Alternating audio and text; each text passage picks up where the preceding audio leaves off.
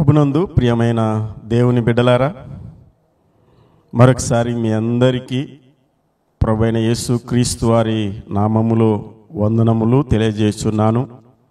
దేవుడు మిమ్ములను మీ కుటుంబాలను దీవించి ఆశీర్వదించునుగాక. మరొక సందర్భంలో మీతో ఈ సమయంలో దేవుని వాక్యాన్ని పంచుకోవడానికి దేవుడిచ్చిన ఈ భాగ్యమును బట్టి దేవునికి కృతజ్ఞతాస్తులు చెల్లిస్తూ ఉన్నాను. సరే, మంచిది. ఈ సమయంలో ప్రియులారా, మరి దేవుని యొక్క వాక్యంలోకి వెళ్ళిపోదాం. మన వాక్య ధ్యానం కొరకై మార్కు సువార్త 4వ అధ్యాయము 35 నుంచి కొన్ని వచనాలు మనం చదువుకుందాం.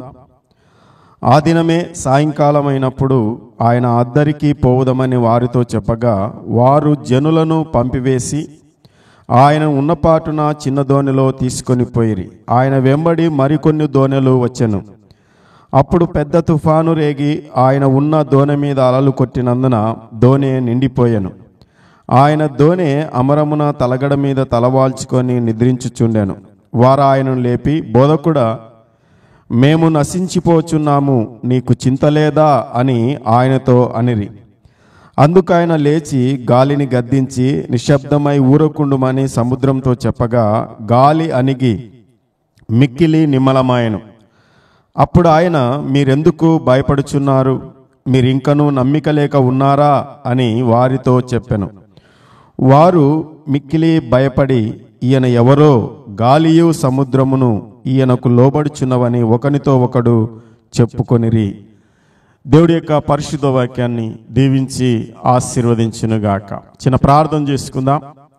పరిశుద్ధుడా, ప్రేమ కలిగిన మా దేవ, కృప కలిగిన తండ్రి, మరొకసారి మీకు వందనాలు, స్తుతులు, స్తోత్రాలు చెల్లిస్తూ ఉన్నాం.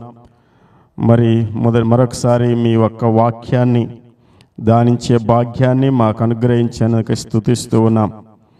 విన్నవారి హృదయాల్లో మీ కార్యం జరుగులాగున మీరే ఈ యొక్క వాక్యమును ఆశీర్వదించి మాకు పంచిపెట్టుమని, నిలిచినను మరుగు చేసి మీ కృపకు పాత్రులుగా చేసి మీ సాధనంగా బూరగా వాడుకొనుమని యేసు నామమున అడుగుచున్నాం తండ్రి, ఆమెన్.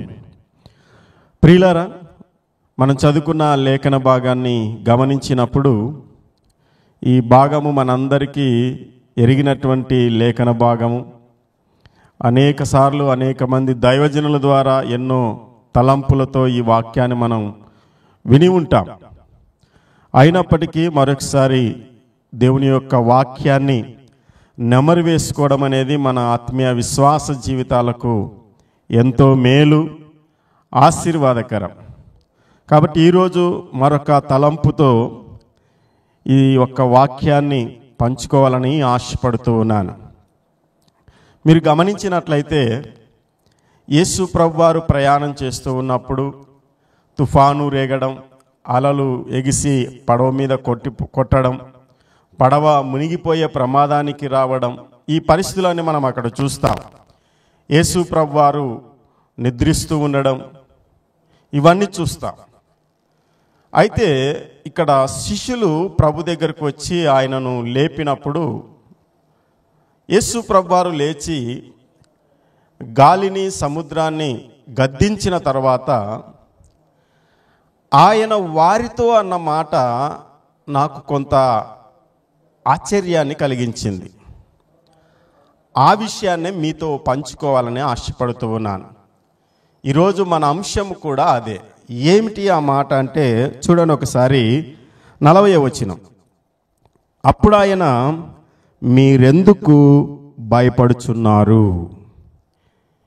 ఈ మాట గమనిద్దాం ప్రియులారా. దేవుడు తన బిడ్డలతో అంటున్నాడు. ఏమంటున్నాడంటే, మీరెందుకు భయపడుచున్నారు? ఈరోజు వాక్యం వింటున్న ప్రియులారా, దేవుని యొక్క బిడ్డలారా, మన యొక్క జీవితాలను ఒకసారి గమనిస్తే, ఆ రోజు ప్రభువు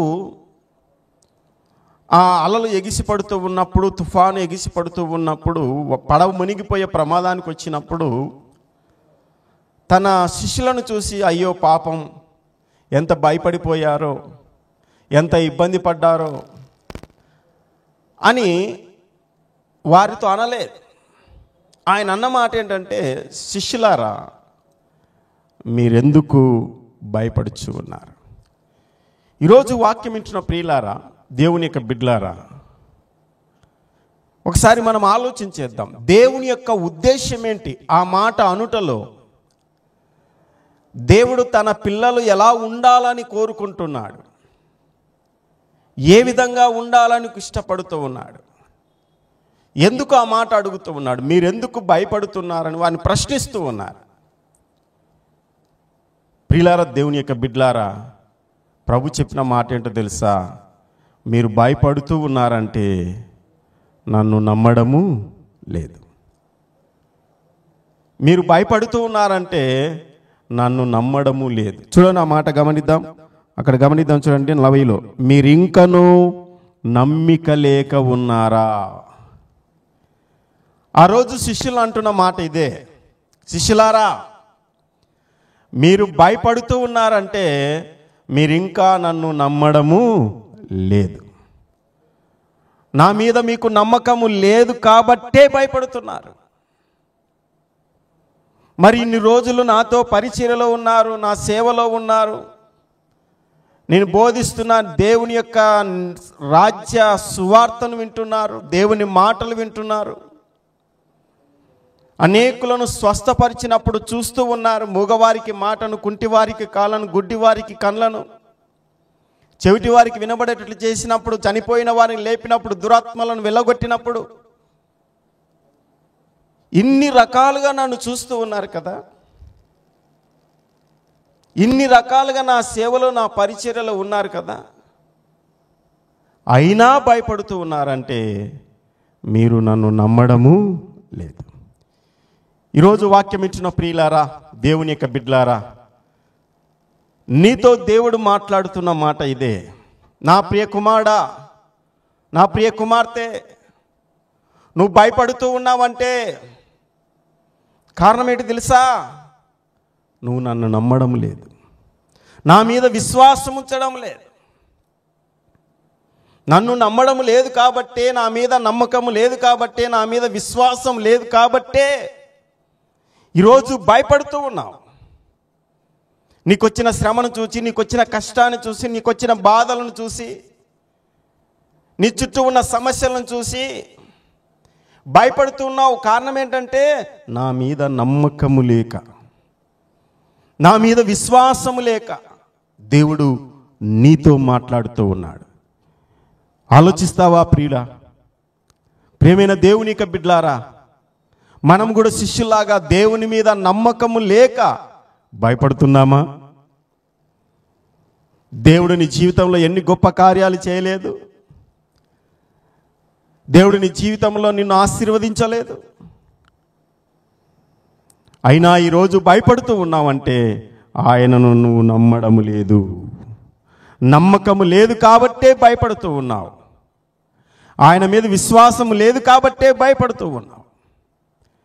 నిజముగా ఆయన మీద నీకు నమ్మకం ఉంటే, విశ్వాసం ఉంటే నీలో భయానికి చోటు లేనే లేదు. యెషయా గ్రంథంలో ఒక మాట ఉంటుంది, ఏముంటుందంటే విశ్వసించువాడు కలవరపడడు. విశ్వసించువాడు కలవరపడడు అంటే భయపడడు. నువ్వు విశ్వాసం ఉన్నట్లయితే, నీలో నమ్మకం ఉన్నట్లయితే నువ్వు భయపడవన్న విషయాన్ని జ్ఞాపకం చేస్తూ ఉన్నాడు. యోహాను సువార్త 14వ అధ్యాయంలో కూడా ఒక మాట అంటాడు, మొదటి వచనంలో, మీ హృదయములను కలవరపడనీయకుడి, దేవుని యందు విశ్వాసం ఉంచుచున్నారు, నా యందును విశ్వాసం ఉంచుడి. మీరు నా యందు విశ్వాసం ఉంచినట్లయితే, దేవుని యందు విశ్వాసం ఉంచినట్లయితే మీ హృదయంలో భయానికి చోటే లేదు. కాబట్టి ప్రియులారా, దేవుని యొక్క బిడ్డలారా, ఈ యొక్క సమయంలో దేవుని యొక్క వాక్యాన్ని వింటూ మనం జ్ఞాపకం చేసుకుందాం. నువ్వు ఈరోజు భయపడుతూ ఉన్నావంటే కారణం ఏంటి తెలుసా? ఆయన మీద నమ్మకము లేక భయపడుతూ ఉన్నావు, ఆయన మీద విశ్వాసం ఉంచలేక భయపడుతూ ఉన్నావు. ఒకవేళ నువ్వు అలా ఉన్నావేమో ఆలోచించు. దేవుడు ఒక మాట అన్నాడు ప్రియులారా, కీర్తన 125లో మనం చూస్తే గాన 125 మొదటి వచనంలో, ఆ యెహోవా యందు నమ్మకముంచువారు కదలక నిత్యము నిలుచు సియోను కొండవలే ఉంటారు. వారు కదల్చబడరు. నువ్వు నమ్మకం ఉంచినట్లయితే, దేవుని మీద నీకు నమ్మకం ఉన్నట్లయితే నీలో భయానికి చోటే లేదు. ఎందుకంటే నువ్వు కదల్చబడవు. అందుకే ఒకసారి ఒక పిల్లవాని తండ్రి దేవుని దగ్గరకు వచ్చి, అయ్యా ఏమైనా నీ వలనైతే నాకు సహాయం చెయ్యి అని అడిగితే, మార్క్స్ వార్త 9వ అధ్యాయము 23వ వచనంలో ప్రభు అంటాడు, నమ్ముట నీ వలనైతే నమ్మువానికి సమస్తము సాధ్యమే. నువ్వు నమ్మగలిగితే ఏదైనా సరే, అక్కడ ఒక మాట అన్నాడు, నమ్ముట నీ వలనైతే నమ్మువానికి సమస్తము అన్నాడు. ఇది అదని లేదు. ఏదైనా సరే నువ్వు నమ్మగలిగితే నమ్మువానికి సమస్తము సాధ్యమే. ప్రియమైన దేవునికి బిడ్డలారా, నీవు విశ్వాసం ఉంచగలిగితే, నమ్మకం ఉంచగలిగితే దేవుడు అంటున్నాడు నీకు సమస్తము సాధ్యమే. కాబట్టి నీలో భయం అనేది ఉంది, కలవరం అనేది ఉంది అంటే దేవుడు అంటాడు నా మీద నీకు నమ్మకం లేదు కాబట్టి భయపడుతూ ఉన్నావు. నువ్వు నమ్మినట్లయితే నీకు సమస్తము సాధ్యమే. ఇంకో మాట కూడా అన్నాడు మార్తతో, యోహాను సువార్త 11వ అధ్యాయం 40వ వచనంలో, మార్తా నువ్వు నమ్మిన ఎడల దేవుని మహిమను చూస్తావు. నువ్వు దేవుని మీద నమ్మకం ఉంచితే ఆయన మహిమ కలిగిన కార్యాలు చూస్తావు. నమ్మగలిగితే బైబిల్లో ఎంతమంది నమ్మి ఆయన మహిమ కలిగిన కార్యాలు ఎంతమంది చూడలేదు. ఆయన మీద విశ్వాసం ఉంచి ఎంతమంది మహిమను చూడలేదు, దేవుని మహిమను చూడలేదు, దేవుని అద్భుతాలను చూడలేదు, దేవుని ఆశ్చర్యమైన కార్యాలను చూడలేదు. దానియేలును సింహబోనులో వేసినప్పుడు అధైర్యపడలేదు, భయపడలేదు. దానియేలు అంటాడు తన సింహపు నోలను మూయించేశాడు. ప్రియులారా, దేవుని యొక్క బిడ్డలారా, దానియేలు దేవుని మహిమ కలిగిన కార్యాన్ని చూడగలిగాడంటే కారణం ఏంటి తెలుసా? దానియేలు దేవుని మీద నమ్మకం ఉంచాడు కాబట్టి సింహపు బోనులో వేయబడినప్పుడు సింహపు నోలు కట్టి వేయబడడం చూశాడు. షడ్రక్ మెషక్ అబేద్నెగోను వారు దేవుని మీద నమ్మకం ఉంచారు కాబట్టే దేవుని మహిమ కలిగిన కార్యాన్ని చూశారు. మండుచున్న వేడి గల అగ్నిగుండంలో పడవేసినా సరే ఏమాత్రం కూడా అగ్ని వాసన కూడా వారిని అంటుకలేదు. ఆ మహిమ కలిగిన కార్యాన్ని చూడగలిగారంటే కారణం ఏంటో తెలుసా? దేవుని నమ్మకం ఉంచారు. కాబట్టి ప్రియులారా, దేవుని యొక్క బిడ్డలారా, ఆ రోజు శిష్యులతో అంటున్నాడు దేవుడు, మీరెందుకు భయపడుచున్నారు? మీరు భయపడుచు ఉన్నారంటే నన్ను నమ్మడము లేదు. కాబట్టి ప్రియులారా, షడ్రక్ మెషక్ అబేద్నెగోను వారు కూడా భయపడుతూ దేవుని యొక్క సన్నిధిలో నమ్మకం ఉంచారు కాబట్టి దేవుని మహిమ కలిగిన కార్యాన్ని చూశారు. వారు భయపడలేదు. నెబుకద్నెజరో ఇందును గూర్చి ప్రత్యుత్తరం ఇవ్వాలన్న చింత మాకు లేదు. మండుచున్న వేడిమి గల అగ్నిగుండములో నుంచి రక్షించుటకు మా దేవుడు సమర్థుడు. షడ్రక్ మెషక్ అబేద్నెగోను వారు దేవుని మీద నమ్మకం ఉంచారు, భయపడలేదు. బబులోను దేశమందున ఆ భక్తులు ముగ్గురు బొమ్మకు మ్రొక్కనందున పట్టి బంధించి రాజు అగ్నిలో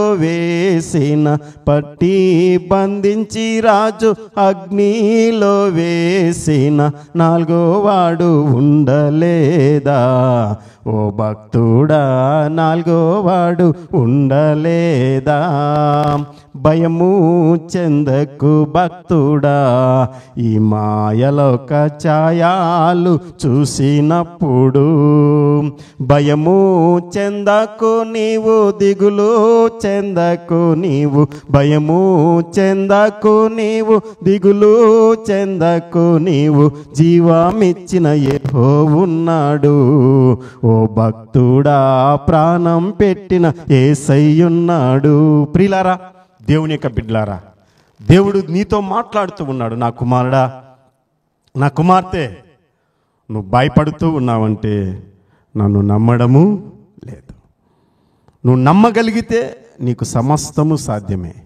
నువ్వు నమ్మగలిగితే నీకు సమస్తము సాధ్యమే. నువ్వు నమ్మగలిగితే దేవుని మహిమను చూస్తావు. విశ్వసించువాడు కలవరపడడు, భయపడడు. ఇక రెండవదిగా మనం చూస్తే కనుక ప్రియులారా, రెండవదిగా మత్తయి సువార్త చూడండి, 14వ అధ్యాయము మత్తయి సువార్త 14వ అధ్యాయము 30వ వచనాన్ని చూద్దాం. 30వ వచనం, గాలిని చూచి భయపడి మునిగిపోసాగి. ఇక్కడ మనకు అందరికి తెలుసు, పేతురు యేసు ప్రభువారు సముద్రం మీద నడుస్తూ వస్తూ ఉన్నప్పుడు తెల్లవారుజాము ఆ శిష్యులందరూ చూసి భూతం అని భయపడ్డారు. అప్పుడు ప్రభువు అన్నాడు, శిష్యులారా భయపడకండి, నేనే అని వారితో చెప్పాడు. అప్పుడు పేతురు అన్నాడు, ప్రభువా, నీవే అయితే నీళ్ళ మీద నడిచి నీ యొద్దకు వచ్చుటకు నాకు సెలవిమ్మని ఆయనతో అన్నాను. అప్పుడు పేతురు ఆ సముద్రంలోకి దిగాడు, నడుస్తూ ఉన్నాడు. కొంత దూరం నడిచాడు. నడుస్తున్న పేతురు ఏం చూశాడండి? గాలిని చూశాడు. అంటే పేతురు తన చుట్టూ ఉన్న పరిస్థితులను చూశాడు. ఎవరిని చూడలేదు? దేవుణ్ణి చూడలేదు, ప్రభుని చూడలేదు, ప్రభు వైపు చూడలేదు, యేసు వైపు చూడలేదు. ప్రియులారా, మొదటిగా నువ్వు భయపడుతూ ఉన్నావంటే ఆయనను నమ్మడము లేదు. రెండవదిగా నువ్వు భయపడుతూ ఉన్నావంటే ఆయన వైపు చూడట్లేదు. మరేం చూస్తున్నావు? నీ చుట్టూ ఉన్న పరిస్థితులను చూస్తున్నావు, నీకొచ్చిన కష్టాలను చూస్తున్నావు, నీకొచ్చిన శ్రమలను చూస్తున్నావు, నీకొచ్చిన బాధలను చూస్తున్నావు, నీకొచ్చిన వేదనలు చూస్తూ ఉన్నావు. ఇవే చూస్తూ ఉన్నావు, కానీ దేవుని వైపు నీవు చూడట్లేదు. దేవుని వైపు నువ్వు చూడట్లేదు. ఆ రోజు శిష్యులు కూడా ఎంతసేపు ఆ సముద్రంలో ఎగిసిపడుతున్న అలలను, ఇవి పరిస్థితులనే చూస్తూ ఉన్నారు, కానీ దేవుని చూసిన వారు కాదు. పేతురు కూడా దేవుని వైపు చూడలేదు, తన చుట్టూ ఉన్న పరిస్థితులను చూస్తూ ఉన్నాడు. ప్రియమైన దేవుని యొక్క బిడ్డలారా, దేవుని యొక్క సంగమా, మీరు నిర్గమకాండంలో 14వ అధ్యాయంలో చూస్తే 9, 10, 11 వచనాల్లో అక్కడ ఇశ్రాయేలు ఐగుప్తీయులు తమ వెనుక వచ్చుట చూచి అన్నమాట చూస్తాం. మిక్కిలి భయపడి ఎవరిని చూస్తున్నారు? ఇశ్రాయేలు ఐగుప్తీయులను చూస్తూ ఉన్నారు, ముందరున్న ఎర్ర సముద్రాన్ని చూస్తూ ఉన్నారు. అందుకే భయపడుతూ ఉన్నారు. ప్రియమైన దేవుని యొక్క సంగమా, దేవుని యొక్క బిడ్డలారా, ఆలోచించేద్దాం. శిష్యులు ఆయన వైపు చూడలేదు, పేతురు ఆయన వైపు చూడలేదు, ఇశ్రాయేలు ఆయన వైపు చూడలేదు. ఇంకో సందర్భంలో కూడా మీరు చూస్తే గాన మొదటి సమూయేలు గ్రంథం 17వ అధ్యాయంలో మీరు చూస్తే 24వ వచనంలో ఇశ్రాయేలు ఆ మనిషిని చూసి మిక్కిలి భయపడి పారిపోతూ ఉన్నారు. ఏ మనిషిని చూసి? గొల్యాతును చూసి. ప్రియులారా, దేవుడి జ్ఞాపకం చేస్తున్న మాట అంటే, మీరు భయపడుతూ ఉన్నారంటే నా వైపు చూడట్లేదు. పేతురుకి ఎదురుగా ఎవరున్నారు? పిలిచిన వాడు ఉన్నాడు, నీళ్ళ మీద నడవడానికి అధికారం ఇచ్చిన వాడు ఉన్నాడు. ఆయన కూడా సముద్రం మీదనే ఉన్నాడు, ఆయన కూడా అలల మధ్యలోనే ఉన్నాడు. ఎదురుగా ప్రభు ఉన్నాడు, కానీ ప్రభుని చూడకుండా తన చుట్టూ ఉన్నటువంటి గాలిని చూస్తూ ఉన్నాడు. ఈరోజు వాక్యం ఇచ్చిన ప్రియులారా, మనలో చాలామంది చేస్తున్న అతి పెద్ద తప్పు ఏంటో తెలుసా? నీకు కష్టం వచ్చినప్పుడు, బాధ వచ్చినప్పుడు, శ్రమ వచ్చినప్పుడు, వేదన వచ్చినప్పుడు, దుఃఖము కలిగినప్పుడు, సమస్యలు వచ్చినప్పుడు, నీ చుట్టూ పరిస్థితులన్నీ నీకు ప్రతికూలంగా మారినప్పుడు నువ్వు చేస్తున్న పని ఏంటంటే దేవుని చూడడం మానేసి వీటినే చూస్తూ ఉన్నావు. అందుకే భయపడుతూ ఉన్నావు. అందుకే హెబ్రీయులకు రాసిన పత్రికలో మనం చూస్తే గాన 12వ అధ్యాయం 2వ వచనంలో మనం చూస్తే అక్కడ ఏమంటాడంటే, యేసు వైపు చూచుచు అనే మాట చూస్తాం. సులువుగా చిక్కులు పెట్టు ప్రతి భారమును విడిచిపెట్టి యేసు వైపు చూచుచు. ఎవరి వైపు చూడాలి? యేసు వైపు చూడాలి. ఈ భూ సంబంధమైన భౌతిక సంబంధమైన ఈ లోక యాత్రలో ఈ శరీరంతో మనం జీవించినంత కాలం ఆటుపోట్లు ఉంటాయి, ఒడిదుడుకులు ఉంటాయి, శ్రమలు కష్టాలు ఎదురవుతూ ఉంటాయి. అలా వచ్చినప్పుడు మనం వాటిని కాదు చూడాల్సింది, వాటి వైపు కాదు, దేవుని వైపు చూడాలి. దేవుని వైపు చూడాలి. దేవుడు కోరుకుంటుంది అదే. ఇశ్రాయేలు చూడవలసిన ఐగుప్తీయుని కాదు, ఇశ్రాయేలు చూడవలసింది గొల్యాతును కాదు, దేవుని చూడాలి. నువ్వు చూడవలసింది నీకు వచ్చిన కష్టాన్ని కాదు, నీకు వచ్చిన శ్రమను కాదు, నీకు వచ్చిన బాధను కాదు, నీకు వచ్చిన వేదనను కాదు, నీకు కలిగిన దుఃఖాన్ని కాదు, దేవుని వైపు చూడాలి. అప్పుడు నీ జీవితంలో దేవుడు గొప్ప కార్యాలు చేస్తాడు. ఆయన వైపు చూస్తే ఆయన నీ వైపు చూస్తాడు. మనం లూకాసు వార్త 19వ అధ్యాయంలో చూసినట్లయితే అక్కడ మనకందరికీ తెలుసు, జక్కయ్యను మనం చూస్తాం. యేసు ఎవరో అని చూడకూడారు, యేసును చూడాలనుకున్నాడు జక్కయ్య. యేసు వైపు చూస్తున్నాడు జక్కయ్య. యేసయ్య తన చుట్టూ ఉన్న పరిస్థితులను చూడలేదు. ఎందుకో తెలుసా? జక్కయ్య జీవితం బాగలేదు. జక్కయ్య ఎలాంటి వాడంటే అన్యాయస్తుడు, అక్రమస్తుడు, దుర్మార్గుడు, పాపిష్టికరమైన మనిషి. ఆ వ్రాయబడి ఉంటుంది, పాపి అయిన మనిషిని యొద్ద బస చేయ వెళ్ళనని సనుగు కొనిరి. జక్కయ్య తన చుట్టూ ఉన్న పరిస్థితులను చూడలేదు. అయ్యో వీళ్ళు ఏమనుకుంటారో నన్ను, నేను ఈయనతో కలిసి వెళితే ఈయనను చూడాలనుకుంటే, ఈయన వైపు చూస్తే, ఈయనను తీసుకెళ్తే ఏమనుకుంటారని లోకం వైపు చూడలేదు, దేవుని వైపు చూశాడు. కాబట్టి దేవుడు కూడా ఎవరిని చూశాడు? జక్కయ్యనే చూశాడు. అక్కడ స్పష్టంగా ఉంటుంది ప్రియులారా, లూకాసు వార్త 19వ అధ్యాయంలో ఆ యేసు ఆ చోటికి వచ్చినప్పుడు కన్నులెత్తి చూచి, జక్కయ్య త్వరగా దిగు. ఎవరిని చూస్తున్నాడు యేసు ప్రభు? జక్కయ్యను చూస్తున్నాడు.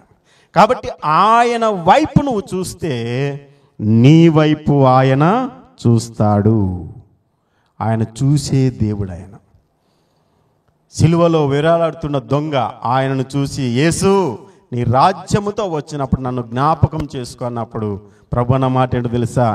నేడే నీవు నాతో కూడా పరదైసులో ఉంది. దొంగ యేసు వైపు చూశాడు, తన చుట్టూ ఉన్న వారి వైపు చూడలేదు, తన తోటి దొంగ వైపు కూడా చూడలేదు. వాడు దూషిస్తున్నాడు, ఆ పక్కనున్న వారందరూ కూడా దూషిస్తున్నారు, నిందిస్తున్నారు. కానీ దొంగ ఎవరిని చూశాడు? యేసు వైపు చూస్తున్నాడు. కాబట్టి ప్రియులారా, దేవుని యొక్క బిడ్డలారా, ఈరోజు వాక్యం ఇంట్లో నీవు జ్ఞాపకం చేసుకుందావు. నువ్వు భయపడుతూ ఉన్నావంటే దేవుడు అంటున్నాడు, నువ్వు నా వైపు చూడట్లేదు, నీ చుట్టూ ఉన్న పరిస్థితులను చూస్తూ ఉన్నావు. నా వైపు చూస్తే నీకు సమస్తాన్ని అనుగ్రహిస్తాను. కాబట్టి ఈరోజు ప్రియమైన దేవుని యొక్క బిడ్డలారా, దేవుని యొక్క సంగమా, అందుకే యెషయా గ్రంథం మనం చూస్తే 45వ అధ్యాయం 22వ వచనంలో ఒక మాట ఉంటుంది, బూదిగంత నివాసులారా నా వైపు చూసి రక్షణ పొందుడి. నా వైపు చూసి రక్షణ పొందుడి. అవును ప్రియులారా, ఈ భూమి మీద రక్షణకు ఏకైక మార్గం ఎవరో తెలుసా? యేసు ప్రభువే. ఈ లోకములో పాపములు క్షమించగలిగిన వాడు, పాపమును తీసివేయగలిగిన వాడు, పరిశుద్ధుడిగా తీర్చగలిగిన వాడు ఎవరైనా ఉన్నారు అంటే ఆయన యేసు ప్రభు వారు మాత్రమే.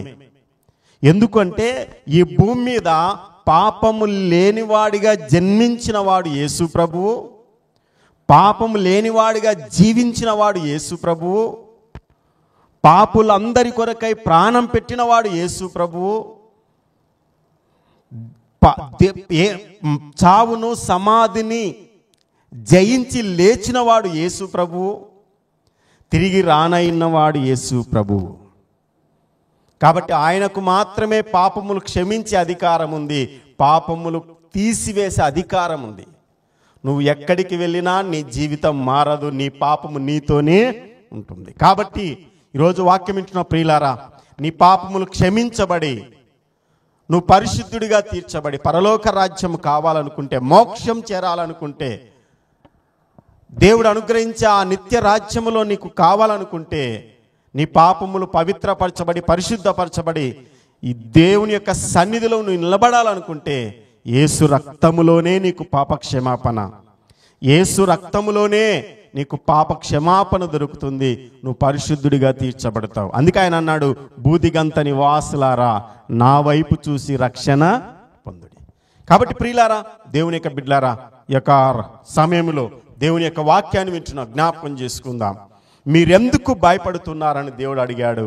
అని మీరు భయపడుతూ ఉన్నారంటే మొదటిది నన్ను నమ్మడము లేదు, రెండవది మీరు భయపడుతూ ఉన్నారంటే నా వైపు చూడడము లేదు. మూడవది ప్రియులారా గమనిద్దాం, చూడండి. మూడవదిగా సంఖ్యాకాండం 14వ అధ్యాయము 11వ వచనాన్ని చూద్దాం. సంఖ్యాకాండం 14వ అధ్యాయం 11వ వచనం.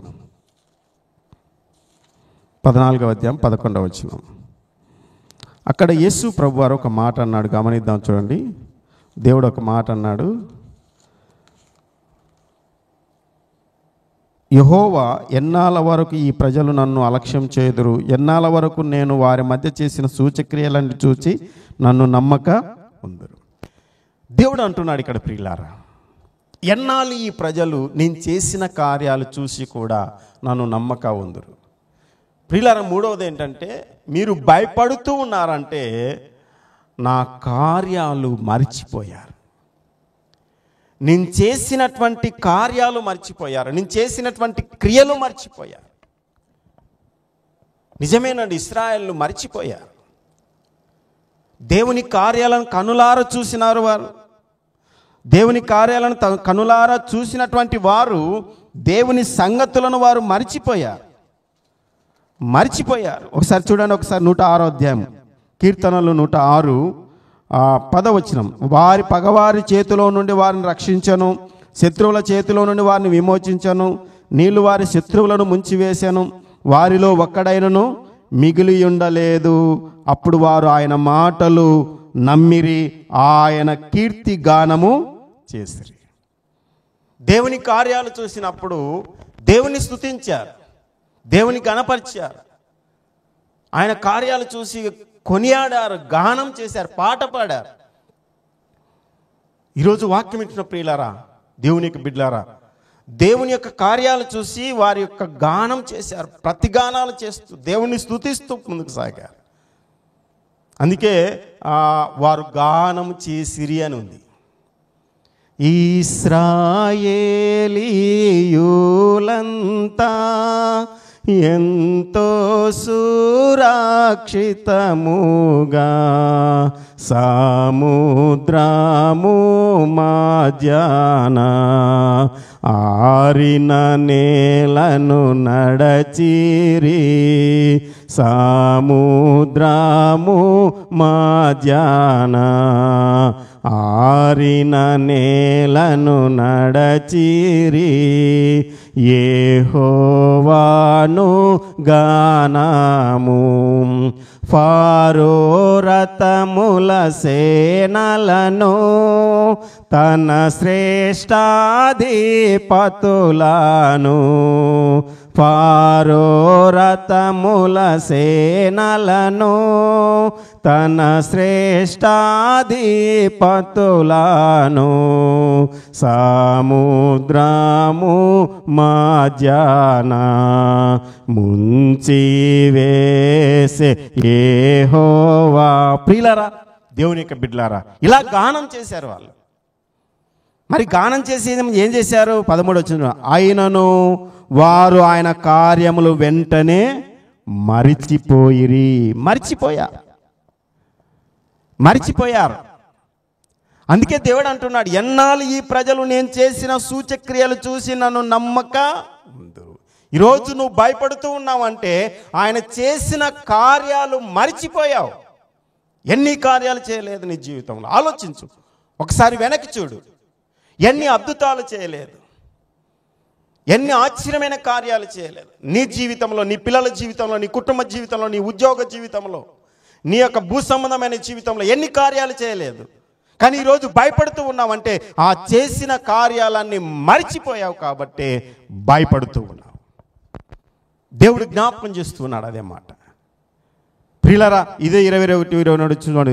ఐగుప్తులో గొప్ప కార్యములు, హాము దేశంలో ఆశ్చర్యమైన కార్యములు, ఎర్ర సముద్రం వద్ద భయం పుట్టించు క్రియలను చేసిన తమ రక్షకుడైన దేవుణ్ణి మరిచిపోయిరి. ప్రియులారా, దేవుని యొక్క బిడ్డలారా, జ్ఞాపకం చేసుకుందాం. మర్చిపోయారు. మీకు ఇంకో సందర్భాన్ని జ్ఞాపకం ముగిస్తాను. మార్క్స్ వార్త 8వ అధ్యాయంలో మీరు చూస్తే అక్కడ యేసు ప్రభు వారు మాట్లాడుతూ పులిసిన పిండి గురించి మాట్లాడుతున్నాడు. 8వ అధ్యాయంలో మనం చూడవచ్చు ఆ మాటలు. పులిచిన పిండి గురించి మాట్లాడుతూ ఉంటే వీళ్ళు ఎవరు? శిష్యులు ఏమనుకుంటున్నారో తెలుసా? ఒకసారి చూడండి, ఆ మాట గమనిద్దాం. 10వ వచనం, ఆయన చూసుకొనుడి, పరిసయ్యులు పులిసిన పిండిని గురించియో హేరోదు పులిసిన పిండిని గురించి జాగ్రత్త పడిన వారికి హెచ్చరింపగా, ఆయన తన యొక్క రాజ్య సువార్తను వారికి తెలియజేస్తూ ఉన్నాడు. కానీ వాళ్ళు ఏమనుకున్నారు? వారు తమ యొద్ద రొట్టెలు లేవని తమలో తాము ఆలోచించుకొని చుండురి. ఆయన ఏదో మాట్లాడుతుంటే వీళ్ళు ఏమో అనుకుంటారు తెలుసా? అరే, మనం రొట్టెలు లేవు కాబట్టి దేవుడు ఈ మాట అంటున్నాడు, మన దగ్గర రొట్టెలు లేవు కాబట్టి ఆయన ఈ మాట అంటున్నాడు రా అనుకుంటున్నాడు. అప్పుడు దేవుడు అన్నాడు, చూడండి ఏమన్నాడు గమనించండి. 18వ వచనం చూడండి, మీరు కన్నులుండి చూడరా, చెవులుండి వినరా, జ్ఞాపకం చేసుకొనరా? నేను 5,000 మందికి 5 రొట్టెలు విరిచి పంచిపెట్టినప్పుడు మీరు ముక్కలు ఎన్ని గంపలు ఎత్తిరని వారిని అడిగాను. వారు 12 అనిరి. ఆయనతో చెప్పి, ఆ 4,000 మందికి 7 రొట్టెలు నేను విరిచి పంచిపెట్టినప్పుడు ముక్కలు ఎన్ని గంపల నిండా ఎత్తిరని ఆయన అడగగా వారు 7 అనిరి. అందుకైన మీరింకను గ్రహింపకున్నారా? చూడండి ప్రియులారా, దేవుడు అంటున్నాడు శిష్యులతో, శిష్యులారా ఇంకా మీరు నమ్మడం లేదా? అంటే నన్ను నమ్మడం లేదంటే నేను చేసిన కార్యాలు మీరు ఏం చేశారు? మర్చిపోయారు కాబట్టే ఈరోజు ఏమనుకుంటున్నారు? అరే, మన దగ్గర రొట్టెలు లేవు రోయ్. ఈరోజు వాక్యం ఇచ్చిన ప్రియులారా, నేను ముగిస్తూ ఉన్న జ్ఞాపకం చేసుకుందాం. మీరెందుకు భయపడుతూ ఉన్నారు? మీరు భయపడుతూ ఉన్నారంటే ఆయన నమ్మడం లేదు. రెండవది, మీరు భయపడుతూ ఉన్నారంటే ఆయన వైపు చూడట్లేదు. మీరు భయపడుతూ ఉన్నారంటే ఆయన కార్యాలను మర్చిపోయారు. ఆలోచించు, నీ జీవితంలో దేవుడు ఎన్నో గొప్ప కార్యాలు చేశాడు. ఆ కార్యాలు మర్చిపోయావు కాబట్టి ఈరోజు భయపడుతూ ఉన్నావు. ఒకవేళ అలాంటి జీవితం నువ్వు కలిగి ఉన్నావా? ఒకసారి ఆలోచన చేయి. దేవుడు నీతోనే మాట్లాడుతూ ఉన్నాడు. నా ప్రియ కుమారుడా, నాకు ప్రియ కుమార్తె, ఈరోజు నువ్వు భయపడుతూ ఉన్నావంటే నువ్వు నా నమ్మడం లేదు కదా. నా మీద విశ్వాసం ఉంచితే, నన్ను నమ్మితే నువ్వు కదల్చబడవు. నన్ను నమ్మితే నీకు సమస్తము సాధ్యమే. నన్ను నమ్మితే దేవుని మహిమను చూస్తావు.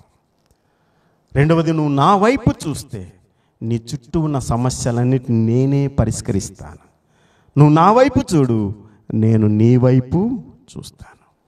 మూడవది, నీ జీవితంలో వచ్చినటువంటి చేసినటువంటి కార్యాలను చూడు, వాటిని జ్ఞాపకం చేసుకో, మర్చిపోవద్దు. ఈరోజు మర్చిపోయావు కాబట్టి భయపడుతూ ఉన్నావు. ఎన్ని గొప్ప కార్యాలు చేయలేదు. ఈరోజు నీ ముందర ఒక చిన్న సమస్యను చూసి నువ్వు భయపడుతూ ఉన్నావు. అంతకంటే గొప్ప కార్యం నీ జీవితంలో చేయలేదా? ఈరోజు నీ సంతాన విషయంలో, నీ కుటుంబ విషయంలో చిన్న చిన్న వాటికి నువ్వు భయపడుతూ ఉన్నావు. అంతకంటే గొప్ప కార్యాలు నీ జీవితంలో జరిగించలేదా? దేవుడు అదే జ్ఞాపకం చేస్తూ ఉన్నాడు. ఈరోజు వాక్యం ఇచ్చిన ప్రియులారా, దేవుని యొక్క బిడ్డలారా, ఆలోచించేద్దాం. ఒకవేళ మనం భయపడుతూ ఉన్నట్లయితే ఆయన నమ్మడం లేదేమో. మనం భయపడుతూ ఉన్నట్లయితే ఆయన వైపు చూడట్లేదేమో. మనం భయపడుతూ ఉన్నట్లయితే ఆయన కార్యాలు మరిచిపోయి ఉన్నావేమో. ఆలోచన చేసుకొని దేవుని యొక్క వాక్యాన్ని వింటున్న నీవు ఒకవేళ ఇంతవరకు అలాంటి జీవితంలో ఉన్నట్లయితే ఈరోజు దేవుణ్ణి అడుగు, ప్రభువా నేను యందు విశ్వాసం ఉంచుతున్నాను ప్రభువా, నేను నీ వైపు చూస్తాను ప్రభువా, నీ కార్యాలు మరిచిపోకుండా విశ్వాసిగా భయము లేకుండా నీ యందు ధైర్యంగా ముందుకు సాగుతాను ప్రభువా అని దేవునిలో విశ్వాసముతో ప్రార్థన చేయి. దేవుడు తప్పకుండా నేను దీవిస్తాడు, ఆశీర్వదిస్తాడు. అట్టి కృపను పరిశుద్ధాత్మ దేవుడు మనందరికీ దయచేయునుగాక. ఆమేన్.